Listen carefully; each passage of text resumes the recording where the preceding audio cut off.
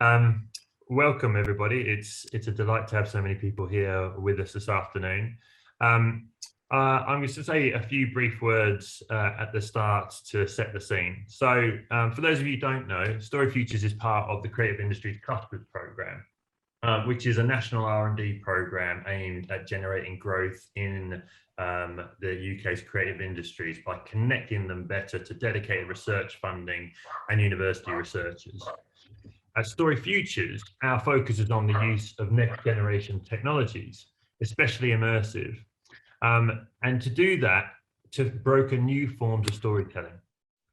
The work we do tries to look at real world problems in immersive production, R&D challenges of using these new technologies to engage audiences in new ways that offer demonstrable value to audiences, whether that be cultural, social, or economic. Earlier in the year, we launched our Audience Insight report on a Zoom screen just like this, and that looked at the problem from the point of view of understanding end user behaviours.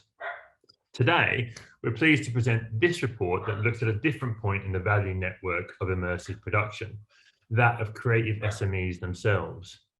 The report has been led by the brilliant work of Professor Mark Lysett and Dr. Mariana Rolbina, and they will introduce the report's findings as well as broker a discussion with our fabulous panel, or a fabulous discussion with our panel to discuss the challenges and opportunities of growth in the immersive sector.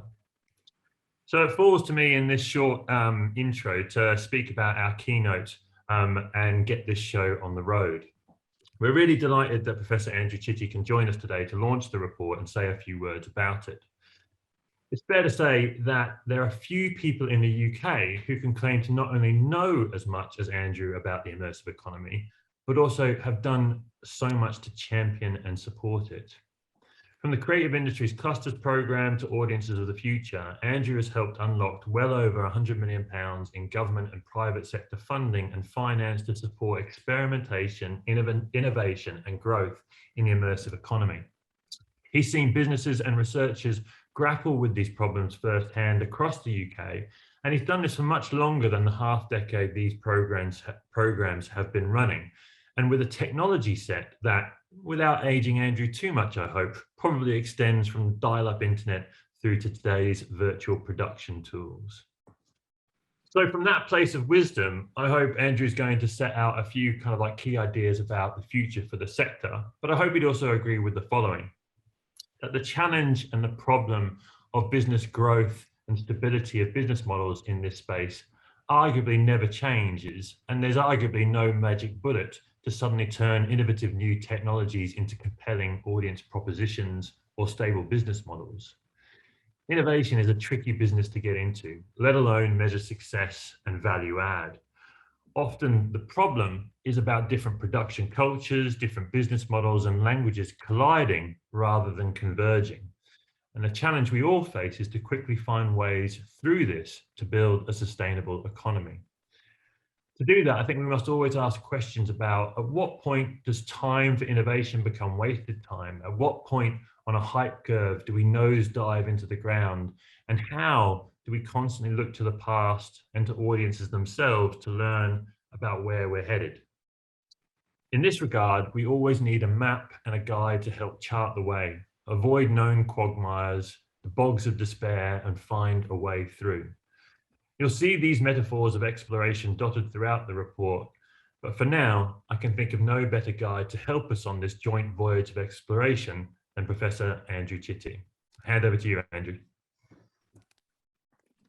Thanks very much, James. I hope I can live up to that billing. I'm delighted to be asked to say a few words before the launch of this report, because I think the first thing to say at the outset is that the programs that we funded, so Audience of the Future and Clusters, fundamentally one of the key things about them is their multidisciplinarity, and I think one of the key things that this report does to me is show that we need more study of the businesses within the creative industries. We often talk about the creative industries, we often talk about innovation, we often talk about technology, but we really need more focus on the study of creative businesses. And particularly, this is exciting in this report, around a field where there are new businesses forming continually, and their niches, the evolutionary niches that they will occupy, may be long-lived, but they may be also very temporary, and they'll need to be agile and move ahead. So why do we need more study of creative businesses?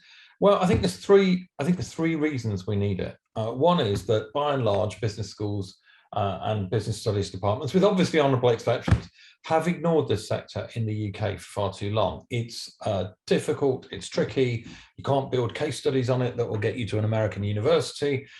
So the actual state of understanding and knowledge within the economic or business studies sectors of creative businesses as they are actually formed, grow and trade is relatively limited. Now, that has a knock-on effect, because one of the things that means is government don't understand creative businesses either. So there are two reasons government don't understand them. One is it's a multitude of sectors, and because it's not well studied, not well conceptualized, it's hard for them to understand. And the other is they're primarily small and medium-sized enterprises, often with a large sector of micros, and government finds small and medium-sized enterprises, micro businesses, impossible to engage with. You can't invite them into a meeting in Whitehall. You have to deal with intermediary bodies. So there's a real problem with policy formation around the state of knowledge about creative businesses and how they, the lived experience, if you want to think in those terms, of creative businesses. So the third reason that we need more study is the reason that this report brings out so clearly, which is this is an incredibly dynamic and fluid market. It's also one where there's potential for very, very significant growth, particularly in the UK, at this intersection between creative production and advanced digital technologies, and we've seen in the last 6 months, I suppose, people talking more about createch, and one doesn't have to necessarily buy into that particular vision to not think that this is a really, really exciting area. But there's one thing for sure, which is it's a very dynamic area. It's very hard to point to business and say, when you're trying to explain a creative business, I mean a business like that. But it's very clear that these creative immersive companies that are studied in this report are very good exemplars of both how createch companies operate and the challenges ahead for them. I think the other thing that we've got to bear in mind, and I think this is really important, and it was brought home to me in preparation for meetings with ministers. Unfortunately, ministers that were sacked the next day, so I'm not quite sure what impact we'll have had with this so far. So we'll perhaps try this again. Is we need to think more about the life cycle of companies, and I think this report again gets one into that space quite quickly. We need to think about the life cycle of companies, or the life journey of companies in the creative sector, to understand what it is that the R&D system, whether that's innovation support, whether it's the universities, whether it's research grants or whatever, but how can the research and innovation ecosystem that's growing up, or we hope is growing up for the creative industry, what can we do to help at those stages? And I think, in the last few years, well, God, it must be a decade now, we've all been talking the kind of technology model of company growth. So everybody's obsessed with startup, and then now that we've realized that actually turns out to be a definable problem of itself to get new businesses underway, then people are now obsessed with scale up and must grow these tiny businesses into massive businesses. So I think that's we need to think a bit more carefully about that. Not all creative businesses will grow and thrive on that model, and nor should they. And I think it would be good if we started thinking about a full stage. So if we're going to keep the startup and scale up kind of elements within that, in a view of the life cycle of creative businesses, I think we've got to think about two other stages. So pre-startup, what are the conditions and what can we do as what can organizations like StoryFutures do to create the conditions in which new businesses can form? So how can we encourage people to start new businesses that acquire skills in other businesses? How can we support them developing their skills as well as their ideas before they make the leap? And how can we have a more variegated system that isn't just this kind of technology startup model? But then businesses do start. That's a distinct stage. But before we can consider whether they can creative businesses can scale up, and that includes creative immersive businesses, before we can consider their scale up, we probably ought to pay more attention to how they trade and grow before they do. So the idea, again, this is to partially at least question the technology model of that is every step is driven by external investment, because that isn't how creative businesses or all creative businesses grow. It just isn't. And it's certainly hard to imagine that it would be good for the UK or for our communities if the only creative businesses we would support were on that technology-based model. So I think we need to think about how we can support companies in that crucial bit where they trade and grow, and they may never scale up. I mean, I don't mean they may not grow at all, but they may never shoot up to be some kind of bonkers unicorn kind of company. They may do good creatively in employment terms, in satisfaction terms, in economic and social terms in their communities for years and years without ever going on that trajectory. And we need to think about how businesses that do take that trajectory, one that rather than one that's driven by kind of a rapid growth. We need to think about how we can support those. So those are the things that this report made me think, because it raises really, really important questions. But it is also a fascinating, overextended metaphor about geography. It's brilliant the way that it does this, because it really makes one think. So I think there's a few really important things to recognize about that. One is these cartographic tribes, they're really engaging and insightful. They may not exist in a couple of years. They may not exist in a couple of months, but that doesn't mean that this isn't a really vital contribution, because this insight from this dynamic coalface where these businesses are operating, conceptualized to a degree so that we can see generalities across it, is immensely useful for a number of people. And certainly from the time that I was, in the past have been setting up and trying to grow businesses, this kind of handbook from your peers is absolutely gold dust. The ability to step back from the business that you're running and see the experiences you're having, the challenges you're having, conceptualized by someone else is enormously kind of liberating and insightful. And if these are, I would say, a handbook of business strategies for the present, not full commercial models, not full business models, but a handbook or a guidebook, that's enormously useful to the people in the field, because you get a little bit of a sense of what everybody else is doing, will make you think new things. But it's also invaluable to funders, to us as funders.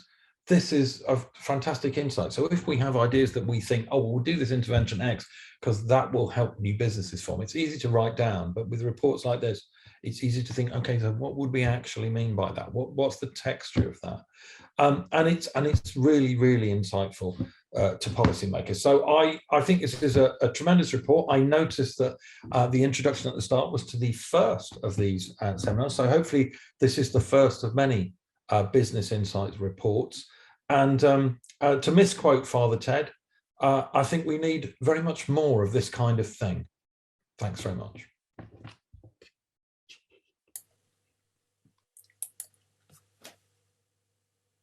Thank you very much, Andrew. My name's Mark Lysett. I'm one of the authors of the report. I'm going to ask Mariana to share the slides now. The report is a little weighty, 42 pages, so we're going to give you a brief overview of what's in it, and just so that obviously once we finish the session here, all of you will be sent a copy of the report to peruse at your leisure. So thanks very much for sharing the slides, Mariana. If we could go to the next slide, please. So here's an agenda of what we'll run through in terms of the report today. And just a little bit as background, we started the journey interested in the relationship between R&D and innovation. And innovation has long been shown to be very useful in boosting SME productivity growth, even though that is actually relatively unexplored. And SMEs are the engine of this country. The vast majority of businesses are SMEs, and particularly in the creative industries. And interestingly, the problem from a kind of a governmental UK perspective is it's not of starting companies, but rather one of growing them. And understanding and charting and supporting that pathway to growth, or as we'll kind of point out as part and parcel of this, and Andrew alluded to, pathways to growth. We build on earlier work, so as part and parcel of this, we'd refer you to fairly recent studies that have been done by Immersive UK and Digital Catapult, amongst others. So the Immersive Economy in the UK report of 2019, the UK Creative Immersive Landscape report, which is 2020, and the Immersive Audience Journey report, which is also a 2020 report. And we start from the premises that innovation is key in enabling SMEs to scale and grow. R&D is the work required for that innovation, but it's actually business model thinking that's the translation mechanism in achieving value. Okay, so thus investing in R&D may be necessary, but it's not sufficient for innovation to pay off. We interviewed 31 UK companies based in Immersive, broadly speaking in the StoryFutures cluster area, a few outside of that. And what we've sought to do, as Andrew alluded to, is not present company-specific instances of business models. Rather, we present ourselves as probably the first aggregate study, trying to generalise to present the types of models that you employ to enable learning from collective practice, which we think is important, and for you to employ that learning in ways that best suit your business, rather than to try and do a carbon copy. So, okay, next slide, please, Mariana. So, the key findings are sevenfold. And first of all, that there's a need to bind R&D and innovation more strongly. Okay, so all of the SMEs, creative, immersive SMEs that we interviewed, do some form of R&D. But all of them face a significant, yet pretty much invisible challenge in trying to translate that into innovation. Most of the SMEs have strong strong creative and/or technical expertise, and they provide the prime motivators. But that's shown not to be sufficient for success.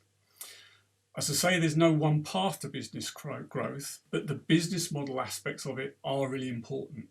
Clarity of thinking and forethought in relation to your value proposition, the activities that are sufficient and necessary for you to deliver that value, and the ways in which your outcomes can be monetized are the really big step forwards. Okay, and they are the core of business model thinking in this.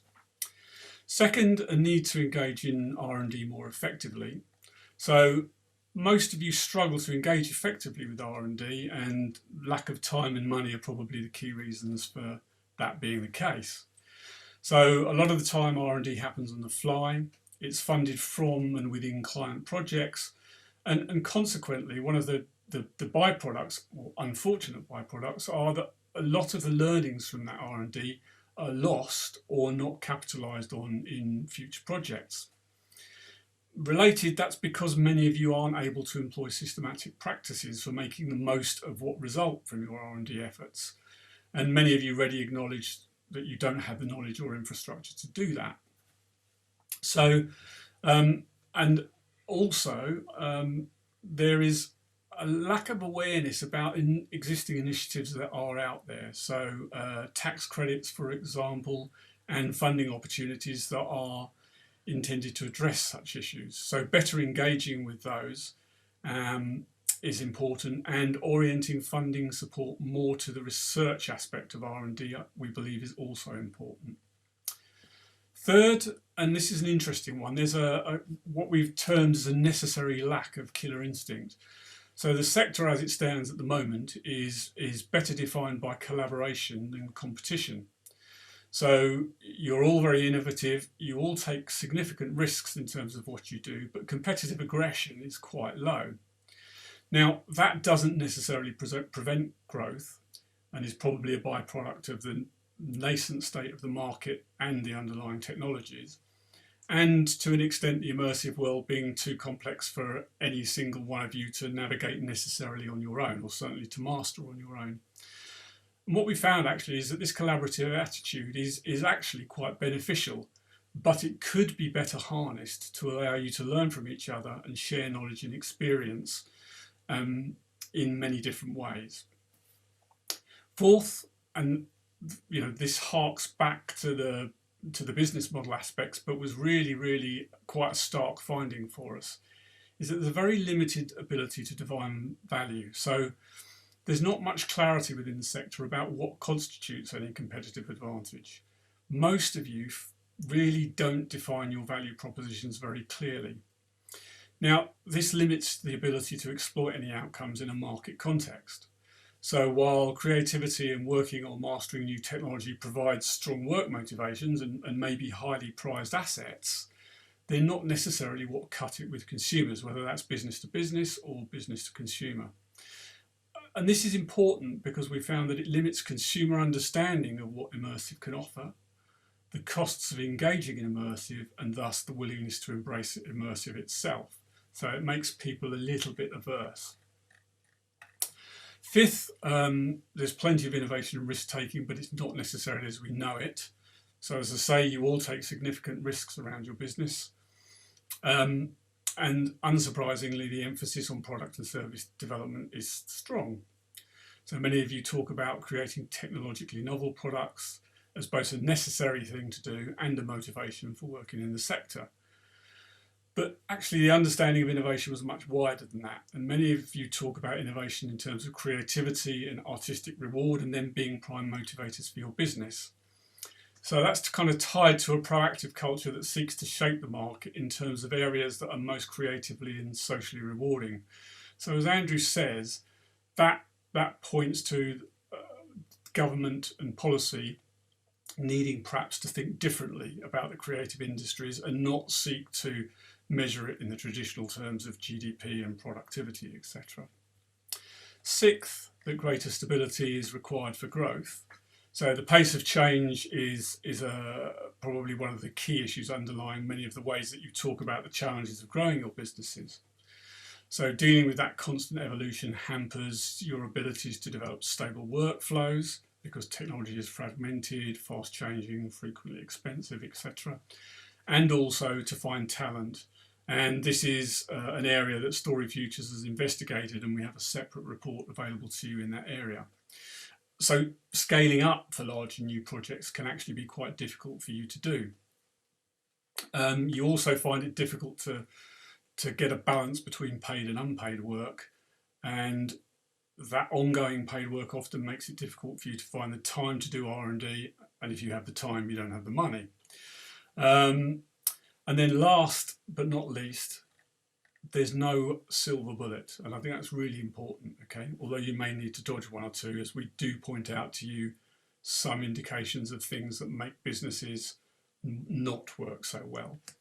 But we show that there are multiple pathways to growth, okay? We identify 4 pillars that help you to success, and they are that you can, relying on the stability of your initial industry background to venture into the new immersive market, leveraging engagement with your audience through co-creation practices and learning from that, clearly monetizing your immersive expertise as well as products themselves, and last but not least, leveraging R&D activities in an effective and efficient way. Okay, so at this point I'll hand over to Mariana to explain the 4 types. Thank you, Mark. Okay. Good afternoon, everyone.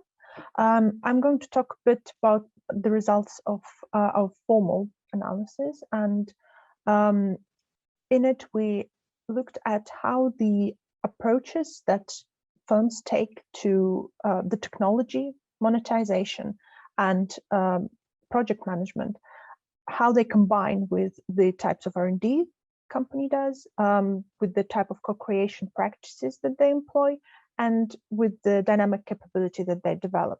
Dynamic capabilities in this case refers to the way that company can navigate the market, the specific mechanisms and tools that they use to do that. As our performance indicator, we used a combination of critical acclaim, of companies' growth, and financial performance. So we try to keep it relevant to what the companies themselves see as important for their work, not just limiting ourselves to financial indicators. This analysis allowed us to identify these 4 groups that Mark mentioned, and I'm going to talk about them in turn. So the first group we have identified are, we nicknamed them Scouts, because of their interesting relationship with the immersive field. These are companies that have very strong connection with their legacy linear industry, be it television, motion pictures, or video games. They often produce legacy products, and they use their creative skills, their expertise, their networks, and of course the revenue streams generated by those linear media to scout the immersive field sort of a bit from a distance. They experiment a bit, but don't really use any of the more novel approaches that companies working purely in immersive use. Their R&D is mostly based on whatever project they're doing, and it's mostly internal. So they experiment and scout this new exciting territory, but don't fully commit to it. The second group of well-performing companies that we've identified, we nicknamed them navigators. And that is due to their interesting relationship that they have with their clients and audiences. These companies systematically interact with their clients and do co-creation, not just as testing, but throughout the process, all the way from the definition and scoping of the ideas to the prototyping and testing and implementation phase. And they use the knowledge that they collect from these interactions to help them navigate the market in a more profound way, to target the experiences that they create more precisely. However, because co-creation is rather taxing on the company's resources, both human and financial resources, they don't do other things such as profound R&D projects, mostly kind of targeting the audiences that they have already. The next group that we have identified are cartographers, and their core feature is the way that these companies commercialize their products. Those are very experimental companies. They foray into different technologies, into different industries, and they create novel products. But the most interesting thing about them is that they commercialize the experiences that they create twice, first as the products and second time as know-how. So these are companies that do consultancy with their clients, that do workshops for other immersive companies. And basically what they end up doing is that they chart the immersive field for others and make it easier for others to navigate, while also being compensated for it themselves. The final group that our analysis has identified are explorers.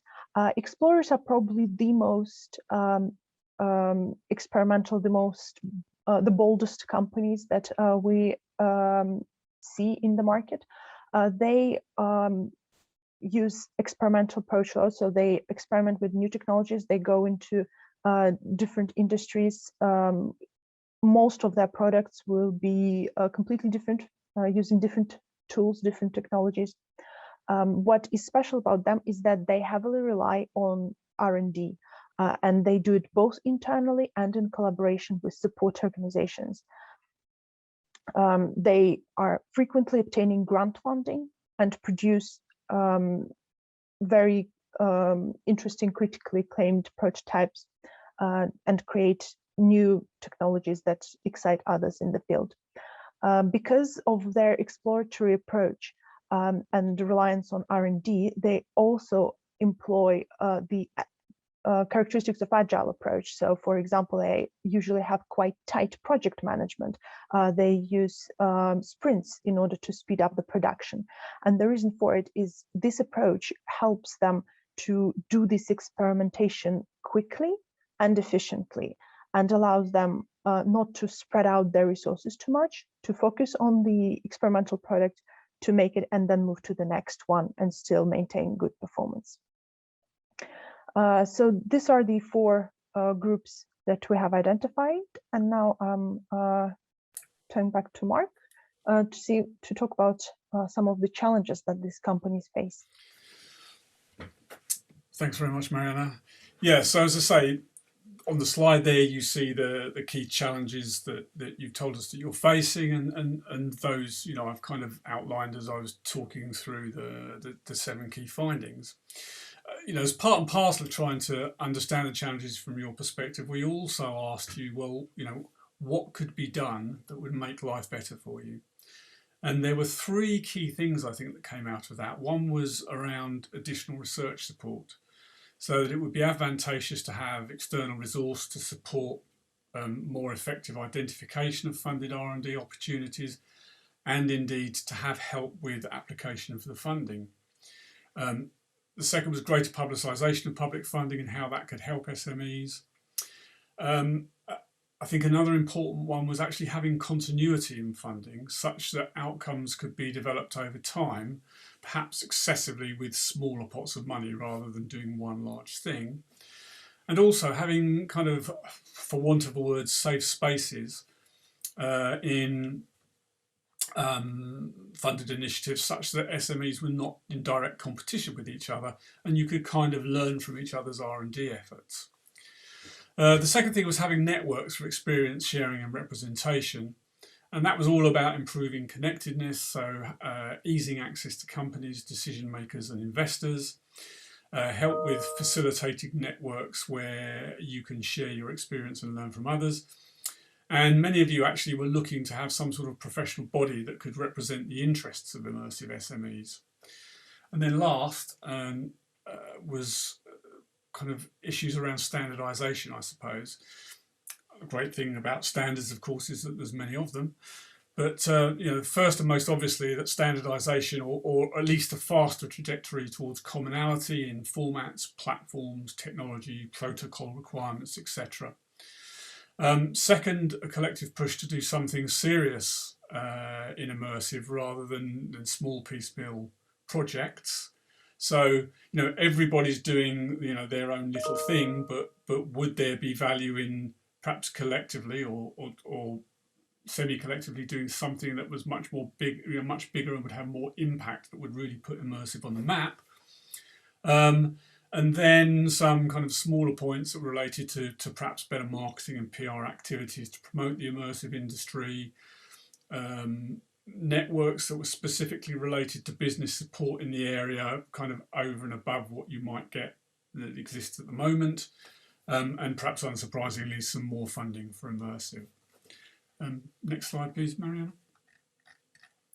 So what we then did is that we took what we'd found and we tried to turn that into considerations for policy. So what you'll find in the report is that we have posed questions for policymakers. We haven't tried to get policymakers to suck eggs as such, but we've put them in these 3 categories that you see on the slide. So in terms of kind of weaving business model thinking and audience participation into the creative journey more. So questions like what does scalable innovation and the associated measures of growth look like if those the drivers for you as SMEs are related to much more creative, cultural and social values rather than to economic ones.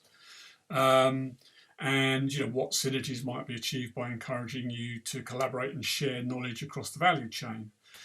For orienting funding at sustainable growth, we have questions such as how can awareness of public funding initiatives be raised and the barriers to entry reduced to increase uptake? And how can that public funding, or how can public funding initiatives evolve to provide you with this continuity of funding idea and incentivizing you longer term for scalable innovation. And then last, consolidating the message. So, what benefits might an immersive trade body bring to the sector, and in what ways could it be best facilitated? And what are the effective forms and types of safe spaces that we talked about earlier on? So that's how we conclude the report. And we'll move now, if there are any questions, and please use the Q&A section there. That are around any of the nuts and bolts of that, and as I say, we will make the report available to you straight after this session.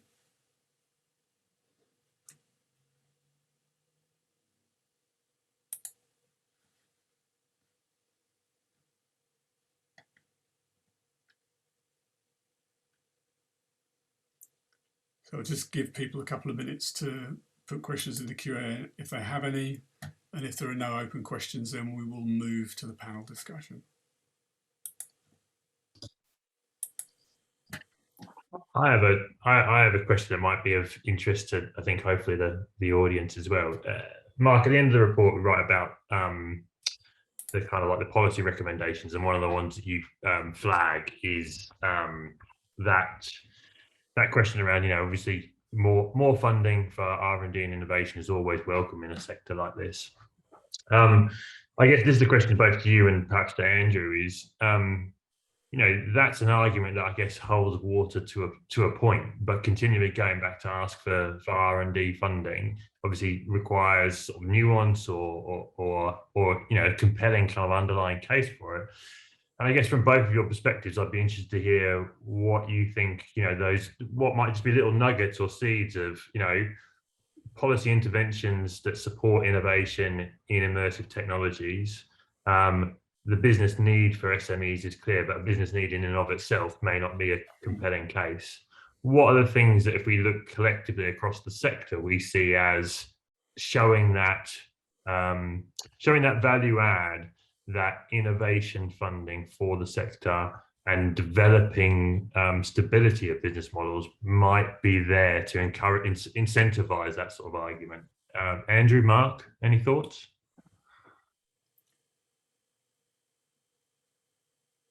Andrew? Go on, you go first, Mark. Okay. I think the difficulty with these things is always there's always a kind of a devil in a deep blue sea argument, isn't there? That yes, everyone would always want more funding, and I think that there's two things here in the report. People are saying that they'd like more funding, but also there's a recognition that people don't have awareness of the funding initiatives that exist. So I think, first of all, before you start trying to ramp up the funding, clearly you need to make sure that people are aware and are effectively able to apply for the funding that exists there. I think if there was anything to do, the first nugget for me would be trying to turn the funding initiatives. Is this kind of sustainable idea that if you have a longer term vision and you're able to deliver something in one project, that it might open a gateway up to you to get further funding to do something else with it. At the moment, what tends to happen, within most of the funding bodies, is that you apply for a project, you get it, you do the project, and that's the end of that. And equally, there is not always, we can maybe be better about underlining. So the projects themselves are always generally about the innovation. We don't spend time as part and parcel of the outcomes of those projects saying, well, actually, what did you learn about your business here? How did your business change? How does what you've learned about your business, how could that influence other businesses coming along your pathway? So I guess they're probably the most immediate things, I think, from my perspective. Yeah, thanks, Mark. That's really interesting. Andrew? Yeah, I was just trying to think about it because, thinking of interfacing with the public purse folk, as you say, the argument that politicians are least inclined to support is obviously consistency. and steadfastness in terms of funding. So making funding available on a structural basis. They don't want to do that, particularly, they want to announce things. And even if you actually, the best thing to do would be to do more of the same, you have to kind of give it a different name and a different justification. So it's sad, and it sounds cynical, but it's just, it's just true.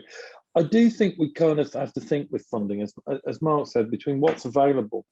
So there's an awareness. So people who think they should, who are desperately need more R&D funding, if they don't know what's out there already, that's not a good place to start from. So I think we've got to do that. I think we've probably got to differentiate between sectoral specific support for SMEs. So immersive, and hopefully perhaps on the panel we can kick out whether immersive is a sector in any meaningful way, or actually something much more exciting than a new small sector.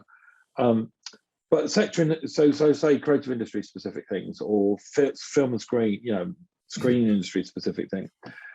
And then on the other hand, support for R&D in SMEs generally. So Mark mentioned tax credits. Obviously, you've got to be tax payable to make tax credits work for you as a system. But we believe that they are much more applicable to this sector than the uptake suggests. And then I think place-based initiatives, or initiatives like StoryFutures, where you've actually devolved some funding, you've made the high-level arguments about economics and then devolved it down to a place-based intervention or a sector-based intervention to then work with it. So I think between that mix, that's somewhere we've got to think about. Yeah, that's really helpful, and I can see Matt wants to jump in, and maybe just Matt, as you jump in, you might offer some thoughts on that. But I think one of the things that comes across from both of you is that need for the reporting aspect that we all have to do whenever we get funding, is to see the value in that as the next stage of what happens is a key part of it. And Matt, I'm sure that's something from an Innovate UK point of view rings true. But did you want to jump in? Yeah, I just on issue. So my name is Matt Sansom. So I'm head of delivery for the Audits in the Future Industrial Strategy Challenge Fund. I just want to add, I think the awareness of the funding has always been a challenge, and has been a challenge for Innovate UK more generally. I think when you look at those creative businesses, the challenge is making them aware of what's already there and available. But actually, once they find out what's available and they do understand and appreciate what's there, they do quite well. So proportionally, they do quite well. So there's definitely an awareness challenge. But I think part of that awareness challenge is also around the language, and different areas, even within creative. If you start talking about kind of test beds, for example, that means many different things to many different people in different sectors within the creative industry. So I think getting the language right is quite important. But I think in terms of trying to sort of, part of what we're trying to do here is kind of de-risk the R&D process. And what we're also trying to do, I guess, is use those interventions to almost kind of de-risk the de-risking of the R&D process, if you like. And some of that comes down to timing. And I think the earlier that you can get involved in that process, the better in some respects. So for us, we've got competition live at the moment, actually, and it's around design foundations, and it's around early stage R&D. And within that program, the customer insights is absolutely important, because actually the businesses themselves, people aren't buying tech, they're not buying R&D, they never do. They buy experiences, they buy the kind of solutions that those technology challenges provide, or those technology projects provide, sorry. So if you can do that kind of audience insight piece early and iterate around it, effectively you're increasing your chances of a successful R&D project, and therefore you're increasing your chances of commercializing that product. And then from our point of view, we've increased the chances of adding value back into the UK economy. So I think early is good, is the short version. Yeah, it's a nice way of a virtuous circle. I can see there's a question, I think, yeah, go on, Mark. I'll read this out for you, Sarah, and just to make this easier at this particular point. But Sarah Campbell asks us, how important do you think it is to support companies between the prototype and traction phase? And how important would developing a long-term community of companies be? If I jump in on that one first, I'd say that, I think it's interesting because, I would see, the Innovate type funding as absolutely vital in that kind of, developing to fully functioning prototype phase. But I think that then the view is that when you've got that, that allows you to move to more to a kind of angel stroke venture capital funding model. I'm not sure whether there's a gap there at the moment. I mean, you have the accelerators that will help out there, but that's, that maybe there's a gap. It's not something that anyone's particularly pointed out to us in the work that we've done so far.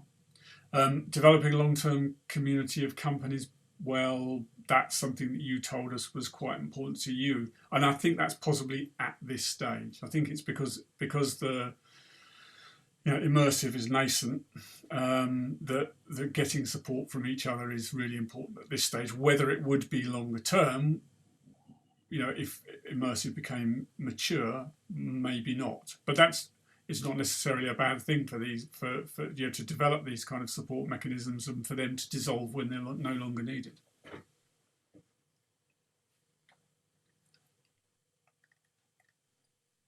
Andrew, any comments on that? No, I just thought the thing you were touching on there, Mark, I think is really, really important. I mean, it's things won't stay the same. I mean, I think the thing is, if we all feel that this is an important and emerging sector, then how it actually plays out over the next half decade is going to surprise us all. The thing that because I'm so old, the thing it reminds me of is kind of 15 years ago, I can see the business that I was running 15 years ago exactly in this tribal way that you see, and the interesting for us was we had a bunch of frenemies who we traded with, we shared workforce with, we talked to with problems, and we mainly were pitching against all the time as well.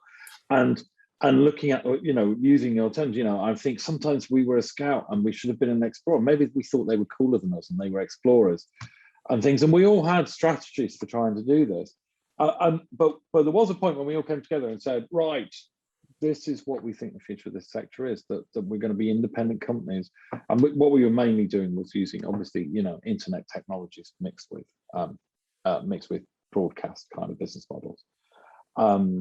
And we're going to be independents like TV independents, and we're going to grow like this, and we're going to do like this. And suddenly that excited a lot of investment in the sector, because there was a vision from these people who were saying this. Turned out to be absolute nonsense, of course, but some of the companies through that found their way to investors or partners that took them on to growth, and some of them went bust. And that's the way of the world, kind of. Whatever you think of the models are at the moment, you might be right.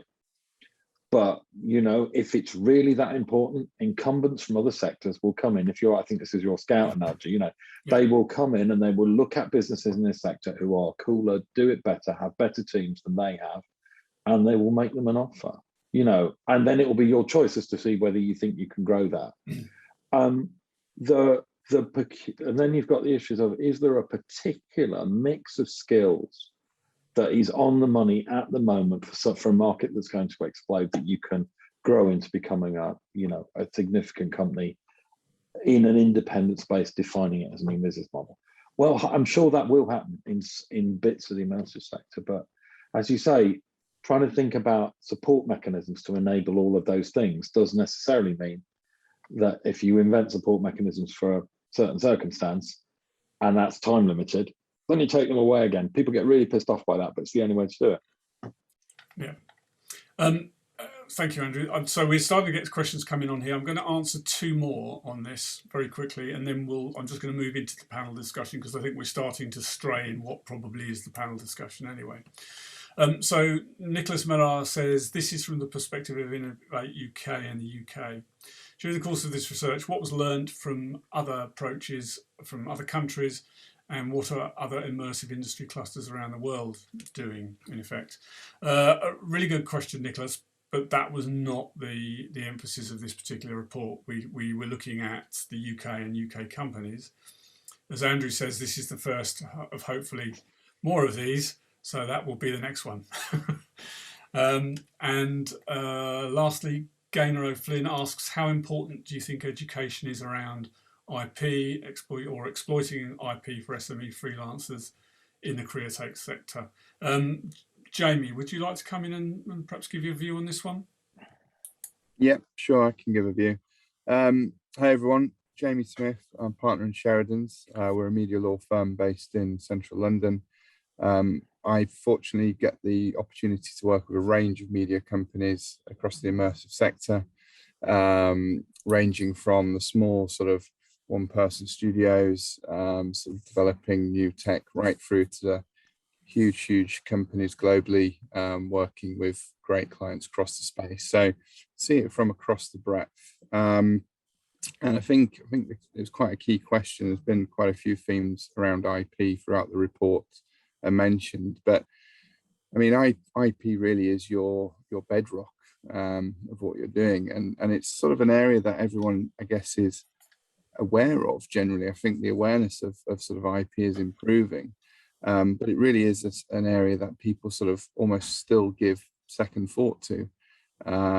It sort of really follows the sort of the creative model, perhaps, of working on a fire and forget model, as we call it, where you'll get a creative brief, you'll work on the project, you'll deliver the outcome, and then move on to the next one. And so there's a lot of time trying to spend to educate and understand what it means to move away from that model and then to sort of build and protect your IP. So a lot of it is really down to then sort of education, and I think that comment goes to the heart. How do you learn about IP? How do you sort of become aware of it? There's a lot of talks that are given. There's a lot of schemes. I think reaching out to any professional, they would really sort of hopefully give you some of their own time, just to sort of run through the fundamentals, because it really is key to the business. Then you sort of have to start to think about, well, how do we protect IP? What do we do? How do we look at protecting the IP we're developing? And these are really sort of key questions you'd all should be asking when you're starting on the development of IP, because really sort of some of the key areas we come across in problems are everyone gets a pot of funding, everyone's great friends, and I think there was reference to everyone is still an independent company, but everyone's great friends developing small parts of a larger project perhaps, and it's those elements that really are not defined. And so when things become successful or things are going to be exploited further, that's where the problems come in defining, well, who has the rights to the project? Who has the rights to this part? We want to reuse this part for another client. Can we do it? And all of these start to create friction between parties. And instead of it being a successful outcome that can be commercially exploited, it becomes a successful outcome that is also blocked from being exploited because the parties can't really sort of relate to one another and decide what's happening. So really very simple things like setting out an email between you. Again, a lot of times people feel that IP agreements and things have to be huge documents signed between everyone. That's certainly not the case. I mean, even just a simple, at the start of a project, this is what we're embarking on, this is how we're working together, this is how we have ownership of this project. That can be really the simplest way of deflecting any sort of issues as you go further down.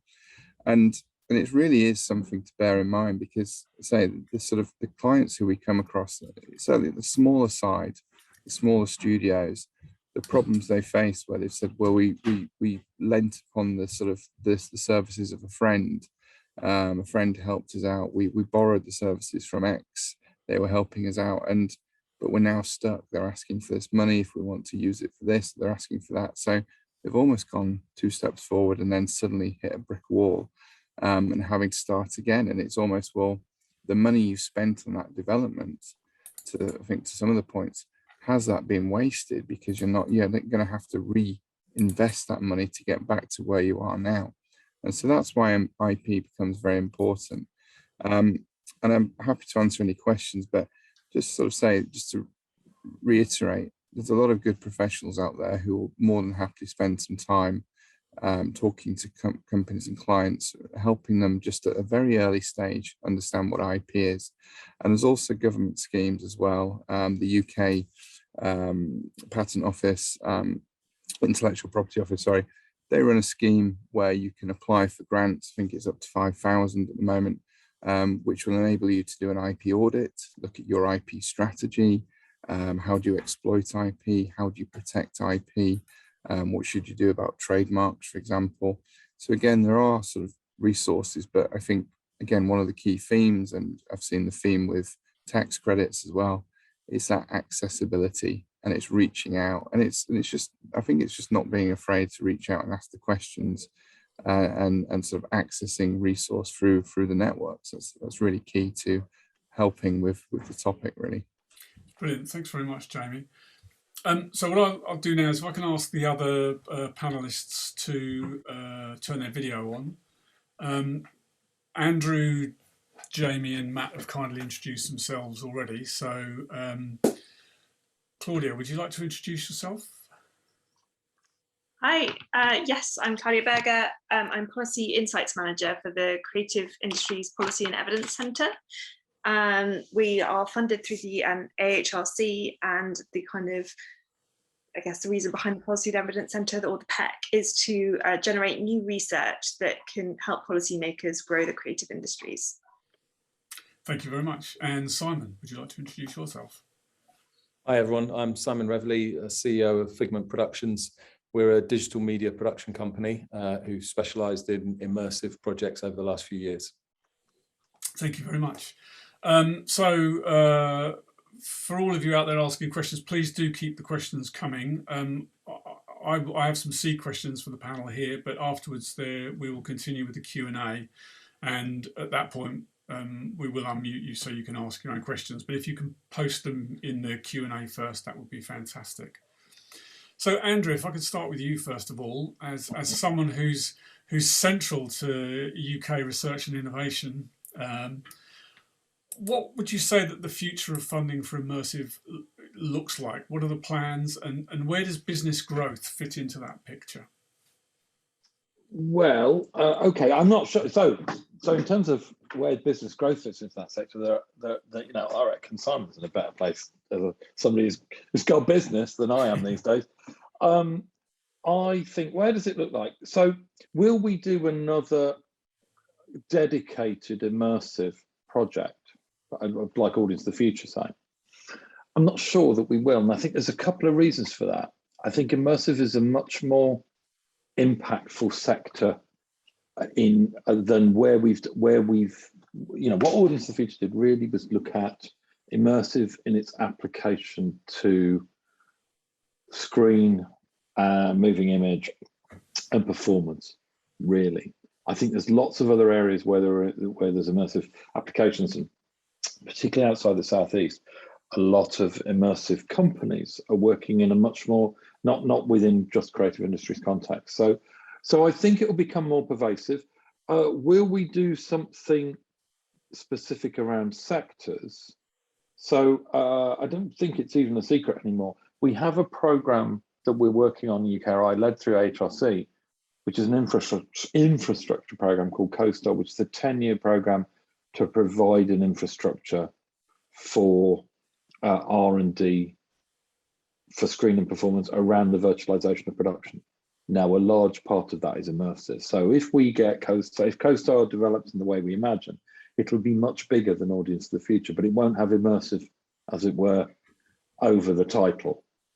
It'll be about the impact on the sector. And I think that'll obviously respond to what we've seen in the pandemic, that the acceleration and adoption of immersive technologies in the production processes of content and the production of live as well has been accelerated faster than in the consumption side. So yeah. So I'm hoping that so that's an outline business case now in the kind of Treasury process. So it's on its way. It may take a while before it turns up, but I think it will happen.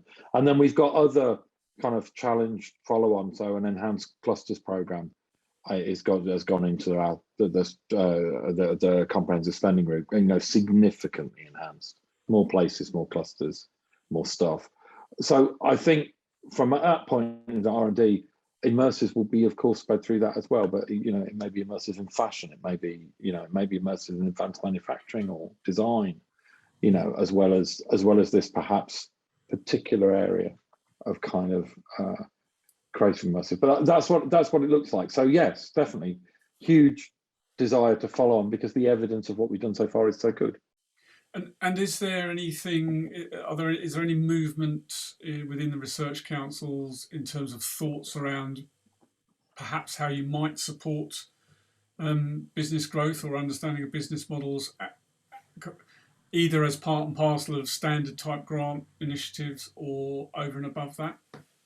So I would expect that program, that Creative Nation program, the whole, if we get anything like that, that we will have a focus throughout on this. There are some specific things we've been working on to try and close the gap between R&D funding and growth finance. So we've been working hard with DCMS to, they've put a proposal in that would wrap around the R&D that we're proposing for a kind of bit of specific creative industries rather than immersive, but creative industries business growth support program that would apply, and that might apply in the places where there are clusters. So imagine StoryFutures, but wrap around with a business growth function that might be delivered by another partner. I think the next stage, and the bit that hasn't been cracked yet, is how we can see accelerator funds, as you mentioned earlier, Mark, but is the next stage is loan and equity finance into business to support R&D led growth in companies. It's not that it's not solved, but there are a couple of things going on. Working with Creative UK Group, working with there's a basket of investors that we were talking through Audience of the Future, and then eventually we might all collectively persuade the British Business Bank that the creative industries is actually something that they have to get up and do something for. But that's the next. So business growth wrapper around the R&D, yes, definitely. Love to encourage our colleagues in ESRC, some of whom are willing to do more effort into the area. Actually they're supporting business, business studies approach to our businesses, and then but access to finance is the next bit, I think. So whether it be regional networks, whether it be national players, whether it be loans, or whether it be equity, we need that as well, because you're starting to see people being excited about this. So there are people out there raising metaverse funds at the moment. Mm-hmm. And yes, you might call it the immersive sector. In 6 months' time, we might, if we're talking to the bank, we might be better calling it the metaverse. Some of that stuff is happening, but it needs gluing together, I think, a bit, but it's dynamic, just as the businesses themselves are very dynamic. Brilliant. Thank you very much, Andrew. Matt, are you in a position to talk? I know that Matt had to duck out for a little while, but I just saw a message from him. He might be briefly in transit and appear later. I think he's in transit, isn't he? Okay, so... there he is, indeed. Yeah, mate, you're driving a car, don't... No, okay. We won't make him answer questions at the moment. I'll come back to Matt. So, Claudia, can I ask you then, so what do you see as the key areas for policy change in and around immersive, and how do you think that the community itself can help drive those policy changes? Yeah, so I completely reiterate what Andrew and you said earlier about a lack of understanding of creative businesses and how it might affect sustainable growth. I think particularly for smaller businesses, I think they're really not understood well, and I think that affects a multitude of things, from kind of access to finance, I think particularly as well. But the government has been incredibly enthusiastic about supporting entrepreneurs and new technologies. It has a target of investing 2.4% of GDP in R&D by 2027, and the aim is boosting UK's innovation performance. We're also a global hub for Createch activity, and there's a growing recognition of Createch's importance for driving economic growth and innovation, which I think it's great that it's such a huge priority. But the work that we did with Andrew and Graham from AHRC and the Creative Industries Council showed that access to R&D tax credits in particular has been really challenging. We interviewed industry stakeholders across the creative industries, and they showcased how little tax inspectors understand new technologies. Many of our interviewees were really discouraged from even applying for the tax credits, and others had faced a huge number of setbacks. I think one inspector changed their minds year on year about whether computer storage could be classed as a consumable goods, and claims on freelancers are far more limited than those for employees, which again really impacts small businesses. The consultation for this closed quite recently, and I think we're really hoping to hear from Treasury soon, so fingers crossed there'll be some changes there. Another key area, which I think has also been mentioned before, is skills. How do we develop and attract the right talent to support immersive businesses? Is our current system fit for purpose, and can we attract international talent to support any skills gaps, especially post-Brexit? The PEC's research has shown that the most severe skill shortages within the creative industries are in highly skilled occupations, and many of them are in immersive, so programmers, software developers and designers. Do we have a visa system at the moment that can fill these skills gaps? And how that changes is going to be crucial. In terms of how the community can help, I think, although it sounds a bit boring sometimes, but contributing to consultations, answering surveys, taking part in research, or joining membership groups. I think immersive membership group is a really good idea. I know it takes quite a lot of time to contribute. We're always so grateful to our industry champions. And it can, I think, feel, from an industry perspective, it can feel a bit like you're one in hundreds contributing to a survey. But I think from the research perspective, from policy perspective, it helps so much to have real insights from across industry. And it really avoids policymakers and researchers operating in a silo. I think that's really important too. Brilliant, thank you very much. I'll swap now to a view from the coalface. Simon, in a warts and all kind of way, and as someone who has received R&D support and Innovate funding, what would you say are the highlights, both positive and negative, of receiving that kind of support?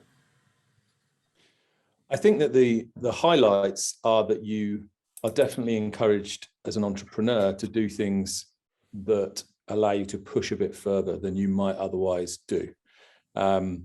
I think that one of the reasons the UK creative industry is as strong as it is because it's made up of a lot of companies that are smaller companies that have still got the founders in charge of the companies and are able to take risks in a way that is probably, if we're honest, certainly in my case, driven more by the heart than the head. And that's really where you need help, because otherwise you can undo a viable business by stretching too far. So I think that certainly the highs are that I really do think that all of the different types of funding that we're talking about, Innovate UK funding, VGTR and R&D tax credits, all of them have certainly enabled us over the last 11 years as a business to try and do new things all the time and generally do stuff that's never been done in the world before. And that's what keeps us as a country, I think, at the forefront of creative work. I think that there are flip sides to it. Maybe you're going to come on to that, but I think certainly for me, the number one thing is giving us a bit of a safety net, a bit of a springboard to push further, aim higher, and do things that we wouldn't necessarily feel comfortable taking risks on just from the company's own cash reserves, essentially.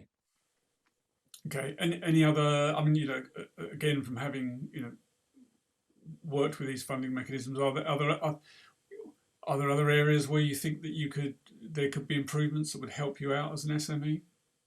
I think one of the things I would really love to be able to do more, and funnily enough, I actually did it this week. I was contacted by someone who's just won an Innovate UK competition, and I spent a while talking to them about the ins and outs of how it really worked. And in that case, as I think in my own case, they've got to this stage without really looking too hard under the bonnet of how it really works.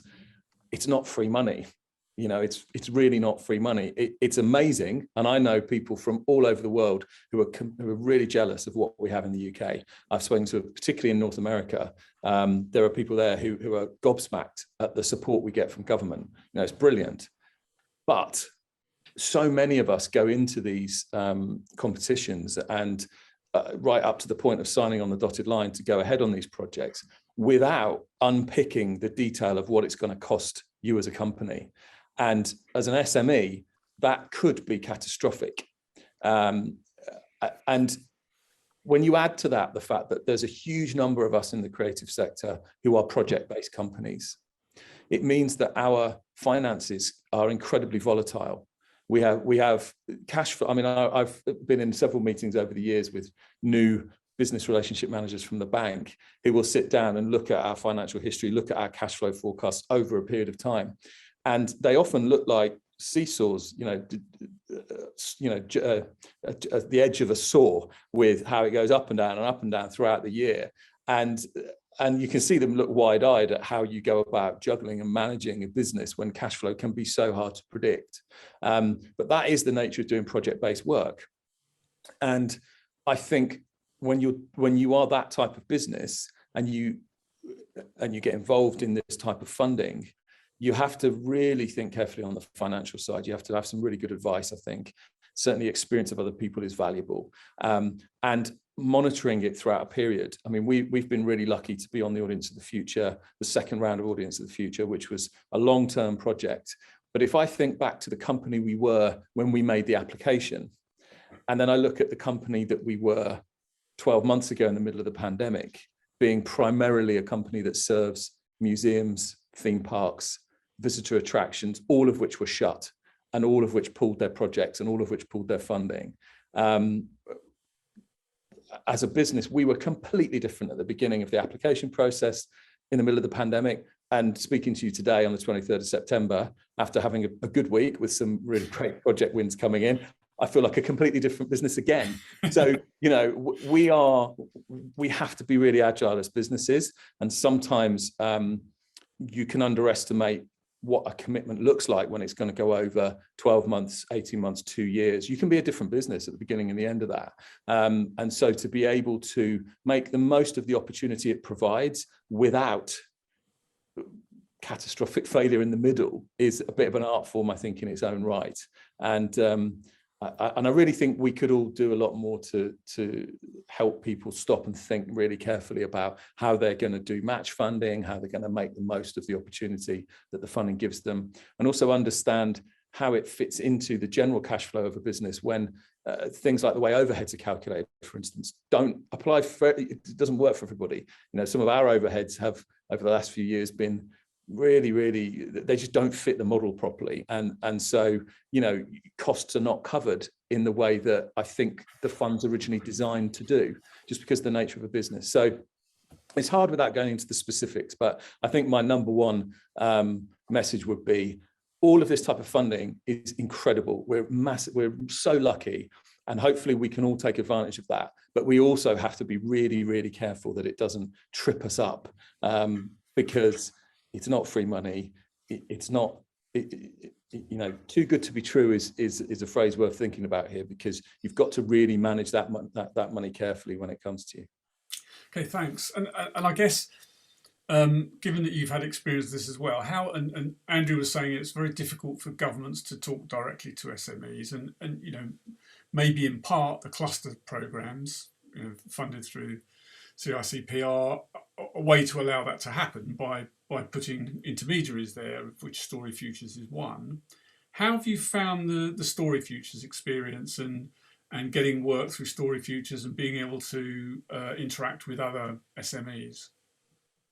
Yeah, I mean, I think those, I know, was it Sarah Campbell earlier who asked that question as well about the networking side of things, how important it is to have a sort of a community that talks to each other. And to Andrew's point earlier about frenemies, I think for me, the highlights of my business years in the last couple of years have been at some of those get-togethers where I've come face to face with someone that most people expect us to then find a ring or a cage to climb into together and wrestle it out, and ended up in a bar with them and discovering they've got all the same problems I've got, and just had the best conversations. It's like the ultimate therapy. Mental health needs to look at those events, because if you can find the right people, it's just such a massive help. So I think just in terms of connecting people, introducing you to people, we've been extremely lucky with StoryFutures. You know, we sit within that cluster, and we've been able to get involved on kind of both sides of the equation. You know, helping with running sort of workshops and meeting people we would never have met otherwise, and also, you know, applying for funding of one sort or another. It's been a brilliant experience for us. Equally, over the years, we've done stuff with Digital Catapult, which is also open to a broader group of companies. I think in most of those cases, the really crucial bit is the people you meet and the connections you make. And then it's up to you what you do with those things, I guess. Brilliant, thank you very much. So Jamie, obviously you've talked about some aspects of IP, but I guess if you're thinking about people coming into Immersive, what advice might you give to someone who's looking to exploit either new or IP, and what would you think their immediate challenges would be? So I think it's early conversations is key. I think as sort of Simon said, there's a lot of sort of accessibility to funding, but also credits and things. And I think it's that sort of early conversation, sort of making sure really you're on the right track from day one. And I always say it, look, a very simple thing to do at the start of a project is if it's a new project, and I guess that sort of going to your different charts of different types of entities and where they sit. For those who think actually this is something we're going to develop and hopefully exploit, whether for its licensing it out to someone, whether it's creating an experience for a certain museum that we can then replicate across various museums and sell, the sort of key thing to start is, I always take it from a sort of a film perspective, it's this concept of chain of title. And a very simple thing to do is just as a diagram, just put in place your project in the center, and then have your sort of various inputs going into it from a perspective of who is working on this. So we've got our key project here. Are we engaging with company X to provide some development services? Draw a line, put them on the chart. Are we engaging with a freelancer? Draw a line, do it on the chart. With the idea being that your capsule, the center point of your project should be an IP capsule, that you're capturing everything. That's your ring-fenced sort of ownership way. And then every line you draw to an external party, there's an IP risk there. If you work with a freelancer, for example, there's a very common misconception that you own everything, and that's certainly not the case at all. It's in fact the opposite, that they will own it unless there's a written agreement or a confirmation. And so it's sort of working on that basis that if you're engaging anyone and you're looking to exploit your sort of IP at some stage, have it as a clean capsule drawing, looking at what you need to have in place. And it comes back to that point. You don't need anything complex. A simple sort of email in some cases would be sufficient. Obviously, as the more you're going through and working with licensed technology from third parties, it becomes a little bit more sophisticated, but that's certainly the starting point. And then really, why does that matter? Well, it gives you a clean sort of container in which you know no one is going to stop you. So if you need to go on to the next stage of funding to develop the prototype part 2, you know you're not going to have someone coming to you and saying, well, I want some more money now because I didn't give you the rights to do prototype part 2. If you've developed an application for a museum and another museum comes along and says, oh, that's great, can you develop me one? You say, yeah, absolutely, I've got the technology. Again, you know you've got a clean base to say, we'll license that. And the third part is really funding. So any external funding partners from an investment perspective, rather than, funding from an investment perspective, that's the number one question is what do you own? And what is the ownership structure to the IP? That's investors are becoming so sophisticated in that questioning that's all they'll hone in on in a lot of times. But if you can then present a very simple sort of diagram and say, this is everything that feeds in. You've got the entire picture here. We're in the middle. We own everything. Absolutely. You've set yourself on a great path. And so it's really sort of just working along that basis. And I guess, again, to sort of Simon raised an interesting point, just be aware of what you're getting into. There is always an agreement to these funding partners. There's always some paperwork that will appear. And I think for the most part, certainly a lot of the Innovate ones, StoryFutures and others, there is a great sort of a great view on IP. There's a sort of a sort of flexibility there. You have the freedom to exploit the IP in future projects. You can work with partners, but there's other public funded ones where it's just a very, very sort of different proposition. And I guess that really comes from funding partners who perhaps are not really aware of the sector in terms of how sort of licensing should work. And this old model of you develop, we own a big chunk of it because we're paying the money. That view is sort of creeping into a lot of projects. And again, it's just being aware of what you're signing up to and what asking the question very openly. You get a project, you get the paperwork. What do you expect to own? What is it in? What do you get for your money? What are you looking to take, and what is the ownership? And just asking these simple and not being afraid to ask those questions. And not suddenly no one's going to turn around and say, sorry, we're not giving you the funding now because you're asking difficult questions. If they can't answer the question, then you've got to ask the question back. Well, why are you expecting me to sign this contract? And what's the purpose? And just being very sort of very open and have an open conversation to avoid these problems. But that really is sort of the fundamental. And then talking and looking at the different models of exploiting the IP and whether that's through licensing, selling it to a third party, sort of using it as a larger part of a project, as a collaboration with others. And so again, there's no real one answer to where can you go with this, but having something in mind at the start and starting to get on that journey is really key, really. Brilliant. Thank you very much. Right, I'm not sure, Matt, are you back with us? Not just yet, I will be shortly though. Okay, all right, thanks. I'll move to the floor, and then once you come back in, we can always, I can push a question to you then. So, okay, thanks very much for that. So I'm going to open up to the floor for questions again. So if you'd like to post them in the Q&A, and I'll come to you in turn. Mark, I was just going to make a comment about the stuff Jamie was talking about there, if it's all right. Of course. And I saw that there was a question from Christina as well. As I mentioned earlier, we, like a lot of people in the creative industries, are project-based primarily.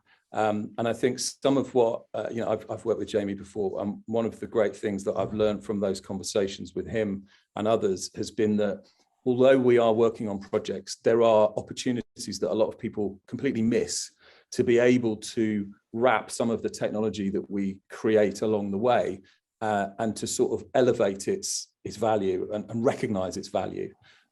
Because the number of projects we've done over the years where we've had to make something because there wasn't an off-the-shelf solution, and every time we do that, there's an opportunity to wrap that up into a new offering, a new product of some description. And I think that project-based companies do that much more than they realize. And they often miss out on being able to commercialize or capitalize that in some way.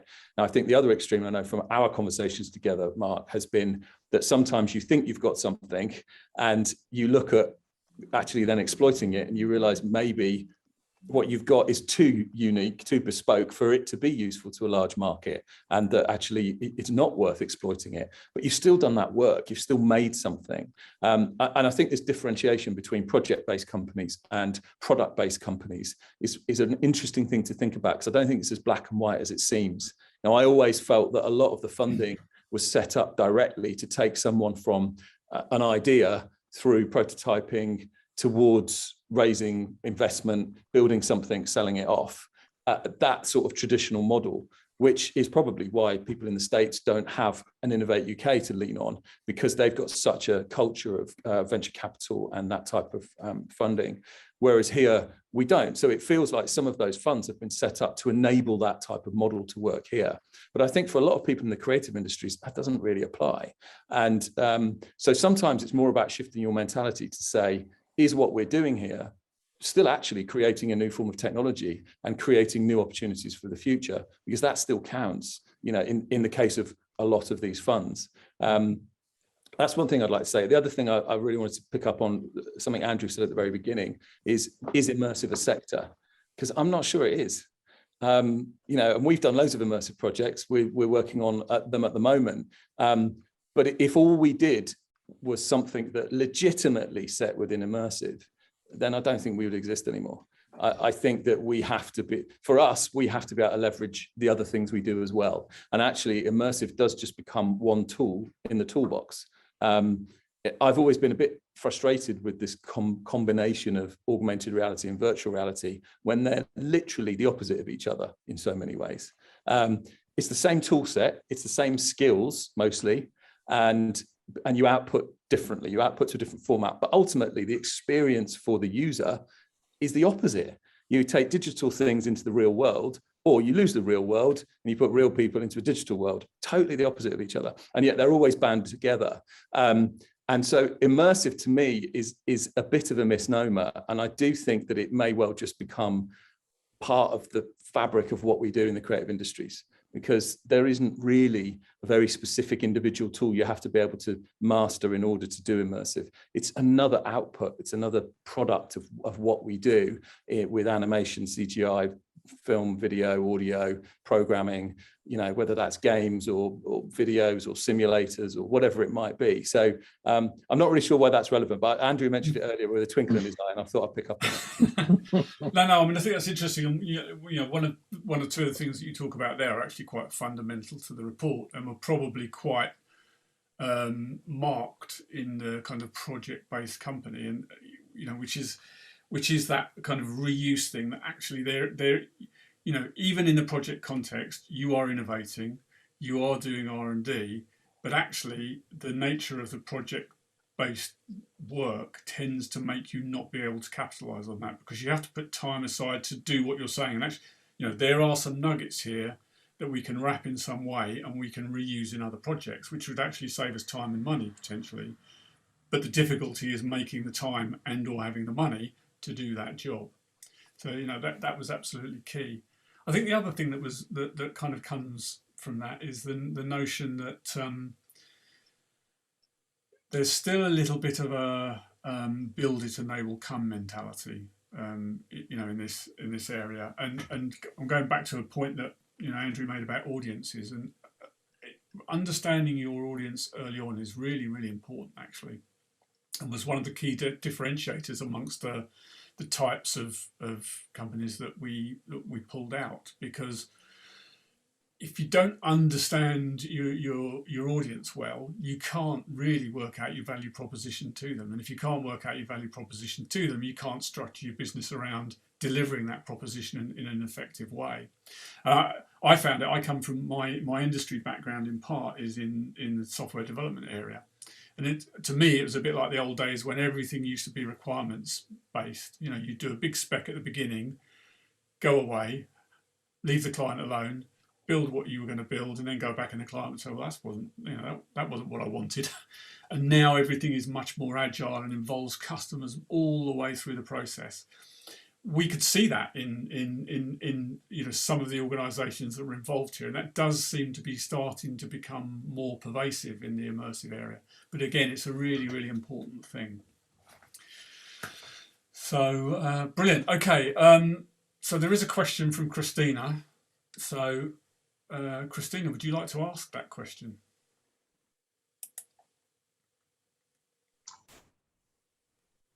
Hi everyone, hope you can hear me. Great to see you all, and what a fantastic discussion, really going over many things that we've been thinking about over the past couple of years. I think my question has been answered to an extent around the kind of need for support in training and skills. And, you know, as Simon was saying, we do very often find that companies that come to work with us are transitioning from the kind of like project-based delivery to thinking about products. And there are, of course, many various schemes and providers around the kind of enterprise growth support, skills, training around kind of business models, understanding business. But what we're finding as well is that there does seem to be quite a need around, you know, specifically the immersive sector and those particular businesses and the models that they're working towards and that are currently emerging, you know,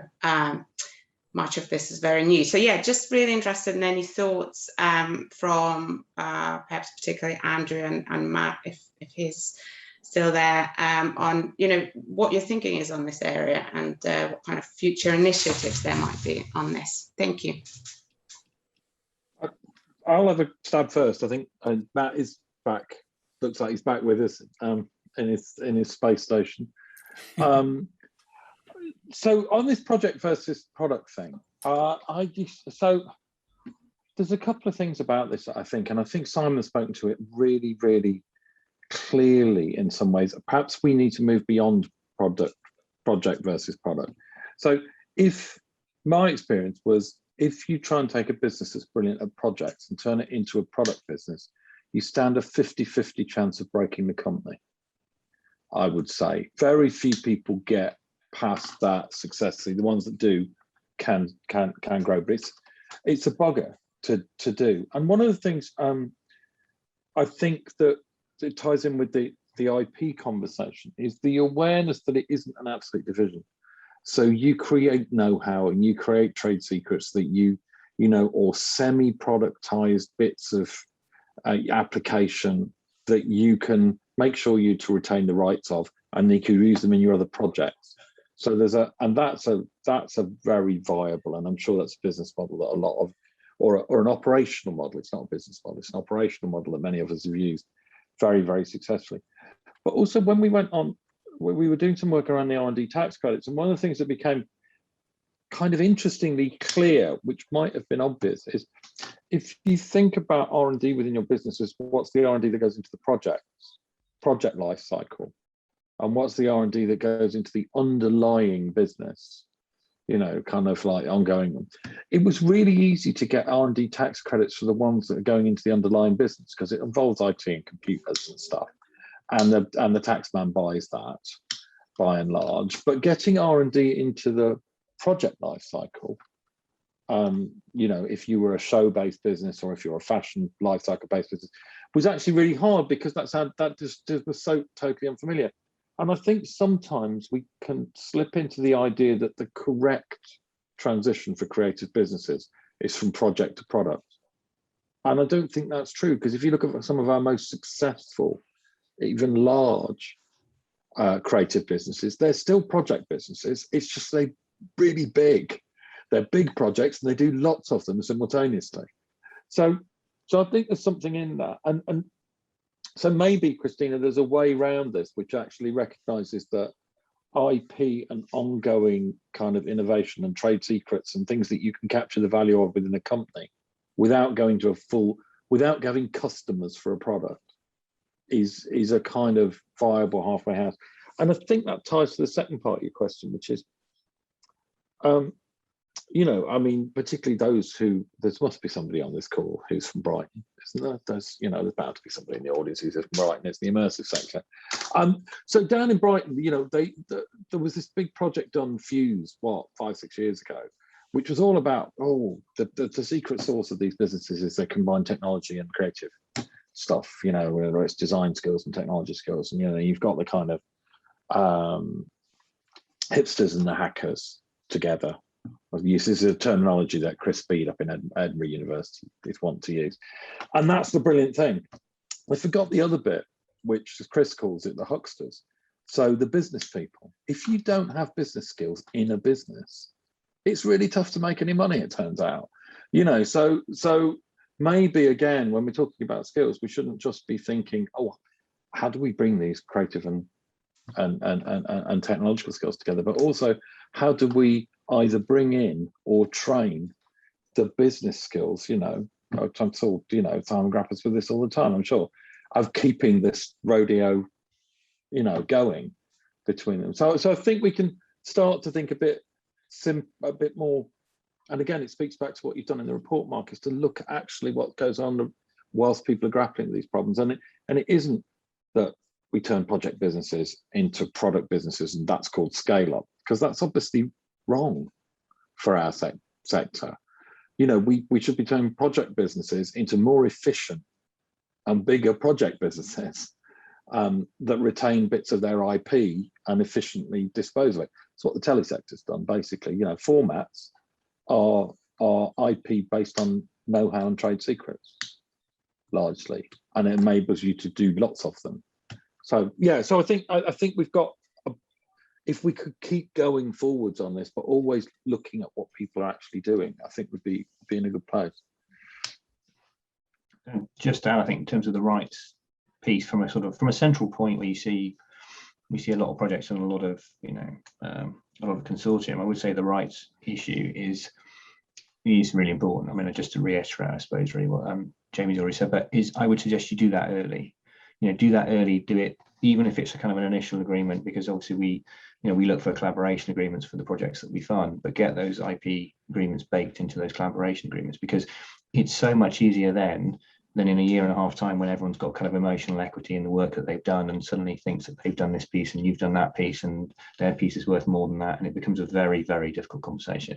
And then that becomes the barrier to commercialization, and then again you have a choice between either solving that very expensive problem or rebuilding a whole kind of R&D path and rebuilding the technology off to one side, which is also quite an expensive problem. So definitely I would do that early.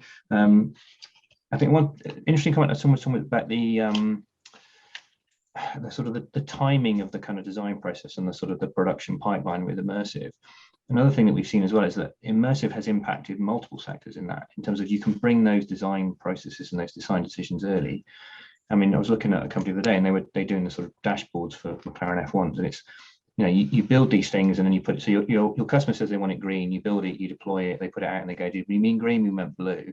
It's a very expensive conversation, whereas if you can virtualize that much earlier on and you can go, here's your virtual cockpit, here's your virtual kind of layout, here's your virtual kind of product development piece, then those conversations about blue or green become much easier, become much cheaper, but much earlier in the kind of production cycle, and you can mitigate some of that risk where your client doesn't necessarily know what they really want, and then by then it's too late.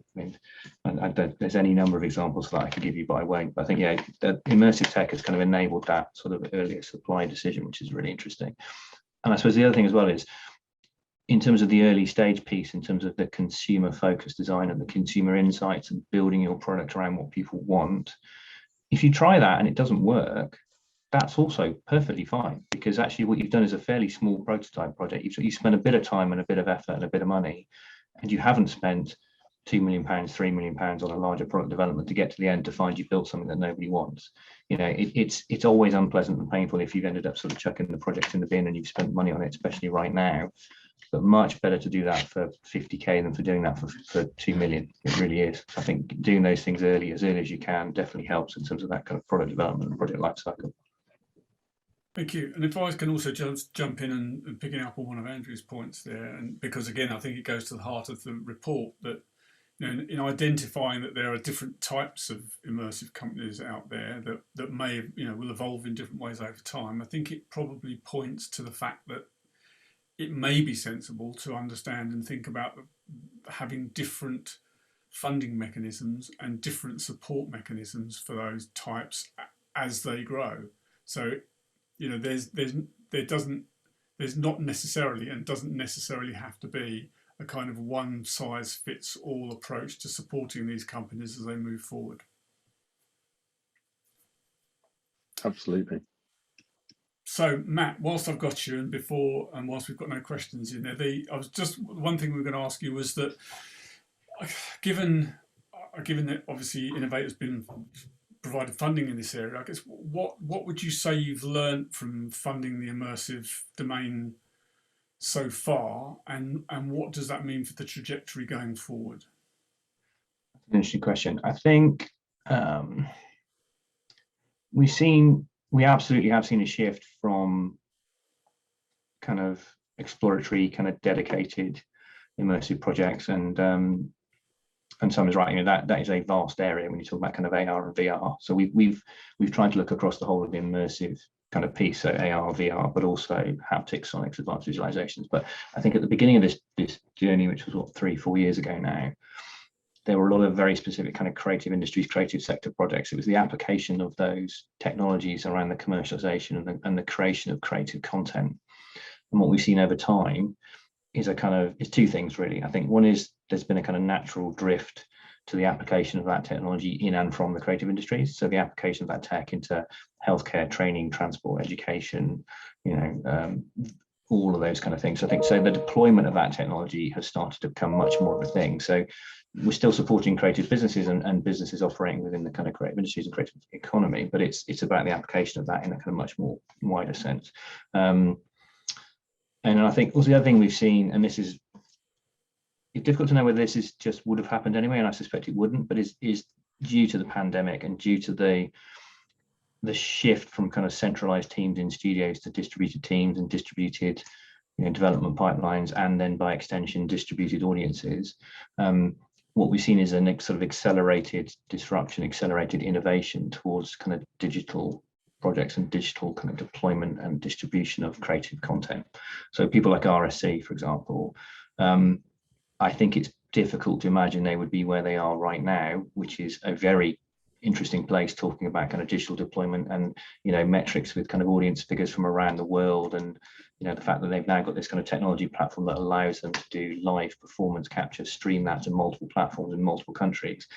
Would they be doing that right now if it hadn't been sort of forced upon them? Probably not. So I think it's been horrible for many reasons, but I think in terms of that sort of those digital platform technologies and the kind of digital content consumption, that's absolutely been accelerated. And also I think it's not just about the businesses who've had to innovate, it's about the consumers who are willing to consume content in interesting ways now. They're desperate for content, they want to kind of engage with it, they want to be able to kind of consume it. So they will try stuff out. They will try stuff out that maybe they wouldn't have done without maybe being a bit more of a nudge. So I think we've seen accelerated innovation, we've seen accelerated willingness on the kind of the adoption curve for consumers, and we've also seen the kind of it sort of going from a sort of I would say niche, but I mean from a sort of a very specific kind of creative piece into much more of a kind of cross-sector application of immersive tech, and that's been really interesting. I mean, I would say as well, if you can't develop your immersive tech for a distributed audience in the middle of a pandemic, I'm not sure when you can. So there has been definitely a bit of a lever around that stuff. So yeah, it's been interesting to watch. Yeah, accelerated innovation is quite entertaining. Brilliant. Yeah, thank you very much, Matt. Very interesting. Now, I can see there are no questions at the moment, so I think this is probably the opportune moment to thank the panel for both your insight and expertise and your time. And we'll wrap up for the day.